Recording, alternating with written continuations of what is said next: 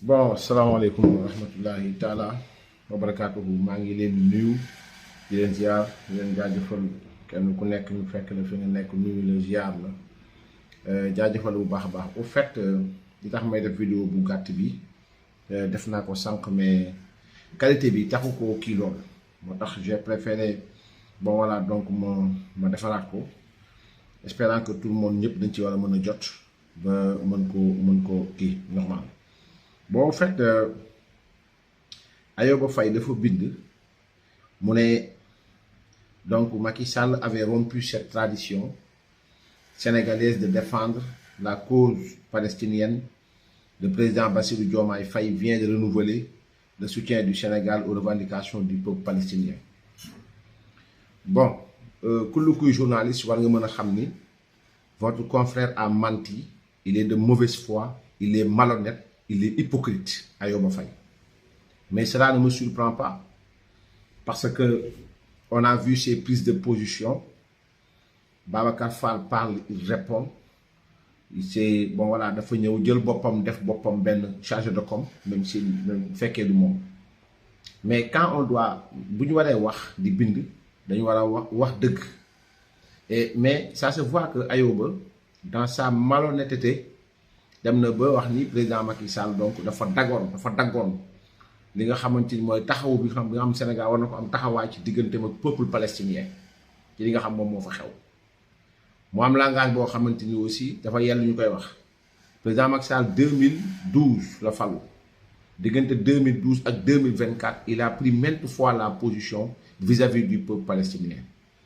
Du wax ni Palestine la faral, c'est un président de la République mais am na droit quand même mu ñëw indi li nga xamante mooy gis-gisam ak position et sa position a été la position de la République du Sénégal comme ni ko tey le locataire bi bari defee à Banjul.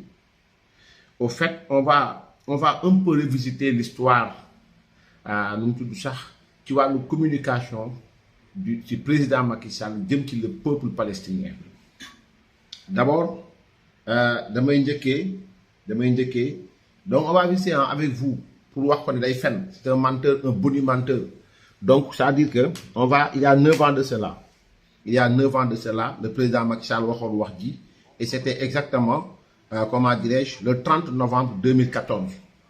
2 ans après, le président Macky Sall ñëwee au pouvoir, le président Macky Sall jël position par rapport à li nga xam mooy le problème palestinien. Dañ ko déglu. Savoir s'il faut reconnaître ou non l'État palestinien. La France s'exprime sur ce point, la Suède, la Grande-Bretagne. Vous, pays musulman, comment est-ce que vous réagissez? Le Sénégal, je dois vous dire, depuis la création de la commission pour la défense des droits inaliénables du peuple palestinien, a présidé cette commission aux Nations Unies. Nous avons ouvert l'ambassade de Palestine ici depuis très longtemps, depuis les années 75. Le Sénégal assure les charges de cette ambassade depuis cette date. Il est normal que le peuple palestinien puisse disposer d'un État à côté de l'État d'Israël. Donc, sur cette...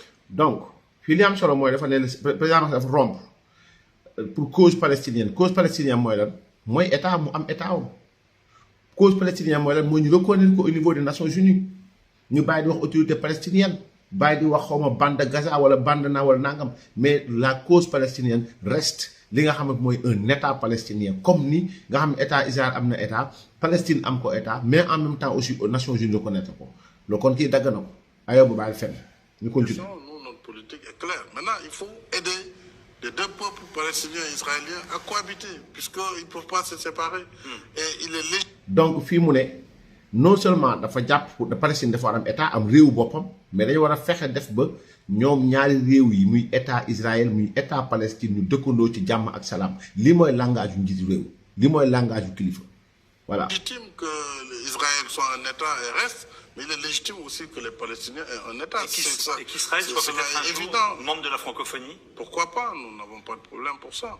Nous sommes un pays tolérant. Nous n'avons pas ces problèmes de cohabitation ou de divergence fondamentale, mais qu'on reconnaisse quand même au peuple palestinien le droit de disposer d'un État et de vivre dans ce territoire. Bon, voilà. Donc, il y a de cela, donc 9 ans, ou bien 10 ans, c'était en 2014.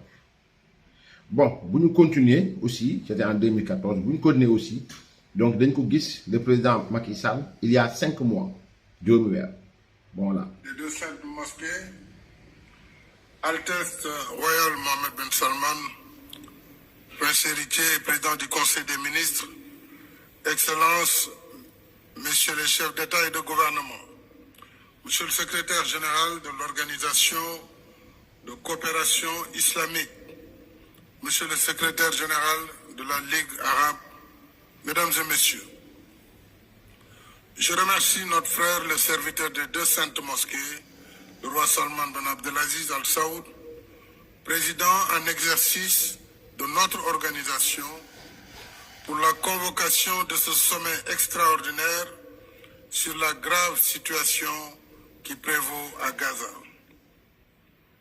Les morts par milliers, les blessés, les réfugiés, personnes déplacées et en détresse, les destructions massives en disent long sur la tragédie insoutenable qui frappe à nouveau le peuple palestinien. Dès la reprise des hostilités, le Sénégal a réitéré son rejet de la violence sous toutes ses formes et appelé à la retenue et à la désescalade. Donc cause palestinienne bokk na ci noot bi ñu leen noot wala ñoom ñu jàpp ne dañ leen noot wala askan bi jàpp ne dañ leen noot kii moo tooñ kii tooñul. Communication état nekkul communication citoyen moo tax président Macky Sall wax na ñu dee ñi dee ñi déplacé ñi fitnaal mu dal ci kaw peuple bu Palestine kon cause Palestine bokk na ci li nga xamante mooy l'injustice bi nga xam ne mi ngi nekk di ko subir jàpp ne mi ngi koy subir président Macky Sall wax na ko nee na bañ ko yëgee lañ ne dafa war a dakk ci saa si kon position président Macky Sall nekkul position États-Unis nekkul position France nekkul position feneen ak feneen noppi wuñu ci il l'a dit devant àdduna bi mboole seen mooy les nations islamiques. La guerre est une impasse. Elle ne peut être une solution au conflit israélo-palestinien. Seul un règlement pacifique consacrant l'existence des deux États, conformément aux résolutions pertinentes de... fii fu président Macky Sall di wax rek état lay wax ci Palestine ñu nangul Palestine dafa war nekk état ñu nangul Palestine àqam ak yelleefam ñu nangul Palestine nangam ñu nekk te ñu dakkal li nga xam ne mooy fitna yi nga xam ne ça idéal cela 5 ans ñu continuer toujours ñu continuer toujours ñu continuer toujours ñu continuer toujours. Dans un contexte d'émotion fortement exacerbé par la situation que vivent nos frères et sœurs palestiniens et Rohingyas de Birmanie, pris dans l'étau infernal de la violence. J'appelle instamment la Oumma islamique et les Nations Unies à se mobiliser pour mettre fin à ces tragédies humaines. Je réaffirme notre ferme attachement aux droits légitimes de nos frères et sœurs de Palestine à un État indépendant et souverain avec... kon mi ngi nii la cause palestinienne a toujours été li nga xamante mooy combat wu président Macky Sall ñu reconnaître ko état wam reconnaître àqam ak yelleefam reconnaître ko lu mu nekk. Vous avez été malhonnête pendant 12 ans pour ne pas reconnaître le président Macky Sall def. Vous l'avez mis en mal moom ak sénégalais yi jël ngeen seen plume vous l'avez trempé dans l'encre de la haine, du rejet sans motif. Jiñ ngeen ko fi affaire góor jigéen jiñ ngeen ko fi bëgg daganal góor jigéen jiñ ngeen ko fi tey dem na ginnaawam bandang mi kon liggéeyal àdduna bi ci beneen an continuer leen ngeen gérer. Je voulais voir Ayoba Faye parler du reniement Bassirou Diomaye ak li nga xamante moom mooy Ousmane Sonko. Je voulais le voir mu bind ci 15% ci li nga xamante moom mooy foncier bu Sénégal bi nga xam mi ngi nekk ci loxo SAID Bassirou Diomaye jiite ko Ousmane Sonko jiite ko Waly Diouf Bodiang jiite ko 15% ci foncier Dakar ci foncier banlieue bi ci foncier littoral bi agent impôt domaine dañ cee am. Je voulais l'écouter ou bien le voir ou bien le lire poser le débat sur la place publique. Pourquoi 2020 et pourquoi pas 2000? Qu'est-ce qu'on cherche à nous cacher? Ayoba, il faut arrêter de mentir. Il faut être honnête. Ne soyez pas des hypocrites.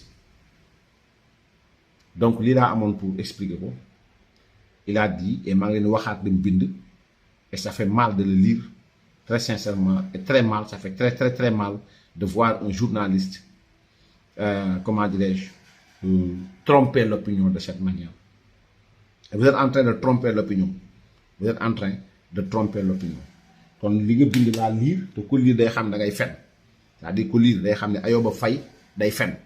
Voilà. Donc, il a écrit, donc, Mingini, ay bindem la, samay bind man. Vous pouvez le lire.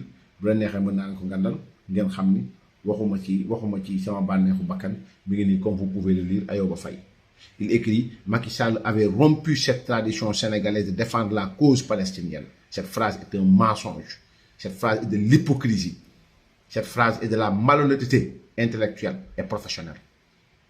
Et il dit le président Bassirou Diomaye Faye vient de renouveler Nangam Sangam. Ça, c'est de l'hypocrisie. C'est de l'hypocrisie. Donc, sant nañ leen gërëm leen.